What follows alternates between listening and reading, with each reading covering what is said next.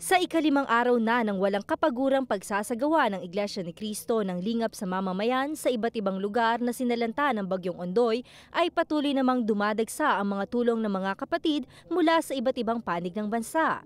Bigas, instant noodles, sardinas, tubig, kape, asukal at tinapay ang ilan sa mga dumarating na donasyon o tulong. Ang iba ay panahon naman at pagod ang inihandog sa pagtulong sa pagre-repack ng mga relief goods na ipamamahagi sa INC Relief Operations. Kahapon ay may lingap sa mamamayan na isinagawa sa isa pang lugar ng Pasig City. Libo-libong mga residente ng C. Raimundo Pasig ang nabigyan ng mga relief goods.